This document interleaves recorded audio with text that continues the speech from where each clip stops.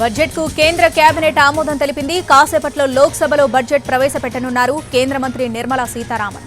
2024-2025 ఆర్థిక సంవత్సరంలో మిగిలిన 8 నెలల కాలానికి వార్షిక బడ్జెట్ను ప్రవేశపెట్టనున్నారు. వికసిత భారత్ లక్ష్యంగా తాము ముందుకు వెళ్తామని ప్రధాని మోదీ పదే పదే చెబుతున్నారు. అందులో భాగంగా రాబోతున్న ఈ బడ్జెట్ ఎలా ఉంటుందో అని సర్వత్రా ఆసక్తి కనిపిస్తుంది. ప్రస్తుతం ఆహార ధాన్యాలు, కూరగాయలు, నిత్యావసరాల ధరలు పెరగడం వల్ల ఆహార ద్రవ్యోల్బణం 4.8%గా ఉంది. ధరల్ని కట్టడి చేయడంతో పాటు రైతులకు ఆసరాగా ఉండే పథకాలను ఏమైనా ప్రకటిస్తారా అని అన్నదాతలు ఎదురుచూస్తున్నారు. కిసాన్ సమ్మాన్ పథకం కింద రైతులకు ఇస్తున్న 6,000 రూపాయల ఆర్థిక సాయాన్ని 8,000 లేదా 10,000 రూపాయలకు పెంచాలనే డిమాండ్ ఉంది. ఇన్పుట్ సబ్సిడీలు, కనీస మద్దతు ధరల పెంపు, ఉపాధి హామీ పథకానికి నిధులు పెరగాలని వ్యవసాయ రంగంలోని వారు కోరుకుంటున్నారు.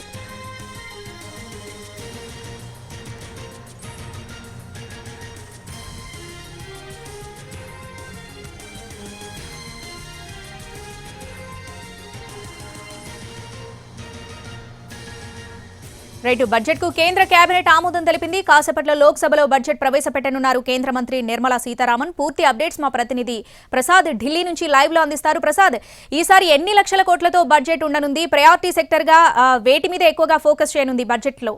దీనికి సంబంధించి డీటెయిల్స్ ఏంటి?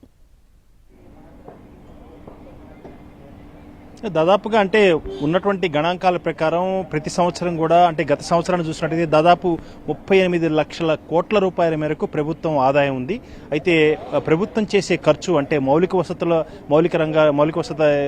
కల్పించే రంగాలపైన, అదేవిధంగా వీటన్నిటి కూడా ద్వారా ఉపాధి ఉద్యోగ అవకాశాలు ఎక్కువగా కల్పించేందుకు అవకాశం ఉంది. కాబట్టి దీనిపై ప్రభుత్వం క్యాపిటల్ ఎక్స్పెండిచర్ పెట్టే ఖర్చు అంతా కూడా దాదాపు 11 లక్షల మేరకు ఈసారి ఖర్చు పెట్టాలన్న ఒక ప్రతిపాదన ఉంది. ఆ మేరకు తాత్కాలిక బడ్జెట్లో కూడా ప్రతిపాదనలు చేశారు. దీన్ని ఇంకా పెంచే అవకాశం ఉందని కూడా ఆర్థికవేత్తలు చెప్తున్నారు. ఎందుకంటే దీనివల్ల ప్రభుత్వ పెట్టే ఖర్చు వల్ల ఈ మౌలిక వసతులపై అంటే ఇన్ఫ్రాస్ట్రక్చర్ పెట్టే రంగం వల్ల ఎక్కువగా ఉపాధి అవకాశాలు లభిస్తాయి. దీని మీద ఎక్కువగా కాన్సన్ట్రేట్ చేసే అవకాశం ఉన్నట్టుగా తెలుస్తుంది. అదేవిధంగా గత ఏడాది ఆర్థిక సంవత్సరంలో దాదాపు 9.5 కోట్ల రూపాయల మేరకు ఈ రకం ఖర్చు పెట్టారు. అదేవిధంగా ఈసారి దాన్ని పెంచేందుకు ఎక్కువగా అవకాశాలు ఉన్నాయి. అయితే వచ్చే ఆదాయానికి అదేవిధంగా చేసే ఖర్చుకు చూసుకున్నట్లయితే దాదాపు 4.5% మధ్య తేడా ఉంది. ఎక్కువగా అప్పులు చేయకుండా ఉన్న వనరుల్ని మరింత సమర్థవంతంగా వినియోగించుకొని అన్ని రంగాలకు కూడా సముచితమైన న్యాయం చేయాలని చెప్పి ఈ కసరత్తు చేయడం జరిగినట్టుగా తెలుస్తుంది. అయితే చూడాలి, మరికొద్దిసేపట్లోనే సరిగ్గా 11 గంటలకు లోక్సభలో బడ్జెట్ను ప్రవేశపెట్టి చేసేటువంటి ప్రతిపాదనలు ఆర్థిక వ్యవస్థ మరింత బలీయంగా ఉండటానికి ప్రభుత్వం ఆలోచించే తీరుతెన్నులు ఏ రకంగా ఉన్నాయన్నది ఈ బడ్జెట్ ప్రసంగంలో ఆమె చేసే ప్రతిపాదన వల్ల దేశ ప్రజలందరికీ తెలిసే అవకాశం ఉంది. ఆర్థిక వ్యవస్థలో ఆర్థిక రంగంలో క్రియాశీలకంగా చేసే వర్గాలతో పాటు సామాన్య జనం కూడా ఏ రకంగా తమకు లాభం చేకూరబోతుంది ఈ కేంద్ర బడ్జెట్ వల్ల అన్న అంశాన్ని దేశ ప్రజలంతా కూడా ఎదురు చూస్తున్నారు. కాబట్టి ప్రభుత్వం కూడా సబ్కా సాత్ సబ్కా వికాస్, అందరి క్షేమము అందరి అభివృద్ధి అన్న అంశాన్ని దృష్టిలో పెట్టుకుని ఆ మంత్రాన్ని ఆధారం చేసుకుని ఈ రూపకల్పన జరగబోతుంది అని ఆర్థికవేత్తలు కూడా ఆ మేరకు అంచనా వేస్తున్నారు. చూడాలి ఏ రకంగా ఉండబోతుందో. ప్రధానంగా గత 10 ఏళ్లుగా మోడీ హయాంలో చూసినట్లయితే కేంద్ర ప్రాయోజిత పథకాలు దాదాపు ఒక్కొక్కటిగా విరమించుకుంటూ వచ్చారు.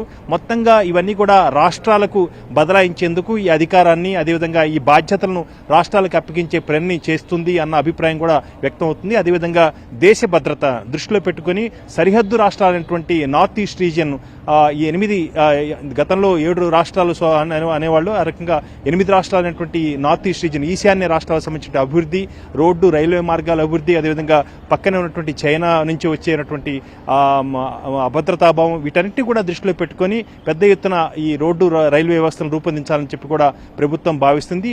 వాళ్ళు కూడా దేశంలో అంతర్భాగం అనే ఒక భావన కల్పించి పెద్ద ఎత్తున ఇటు దక్షిణ భారతదేశం నుంచి ఉత్తర భారతదేశం నుంచి కూడా ఈశాన్య రాష్ట్రాలకు చాలా చౌకగా చాలా వేగంగా వెళ్లేందుకు మార్గాలను కూడా మరింత పెద్ద ఎత్తున అభివృద్ధి పరచాలని చెప్పి ప్రభుత్వం ఆలోచిస్తున్నట్టు తెలుస్తుంది. ఈ రకంగా అన్ని రకాలుగా ఇటు దేశ భద్రత, అదేవిధంగా దేశ ప్రజల యొక్క ప్రయోజనాలు, అల్ప ఆదాయ వర్గాలు, అదేవిధంగా మధ్యతరగతి ప్రజలకు ఏ రకంగా ప్రభుత్వం చేయబోతుందన్న ఒక భావన అందరూ కూడా ఆందోళనగా ఎదురు చూస్తున్నారు. కాబట్టి ఈ బడ్జెట్లో ఆ ప్రతిపాదనలు కూడా ఉండబోతున్నాయని చెప్పి గట్టిగా భావించేందుకు అవకాశం ఉంది. ప్రధానంగా పెద్ద ఎత్తున పన్ను మినహాయింపులు ఉండకపోవచ్చు. ఆ అల్పాదాయ వర్గాలు కానీ లేకపోతే మధ్యతరగతి ఆదాయ వర్గాలు కానీ ఏ రకంగానూ పెద్దగా మినహాయింపులు ఉండకపోవచ్చు అని చెప్పి ఆర్థికవేత్తలు అంచనా వేస్తున్నారు. ఎందుకంటే ప్రభుత్వం ఆదాయాన్ని పెంచుకోవాలి, దాని మేరకు ఖర్చు ఖర్చు పెట్టాలి.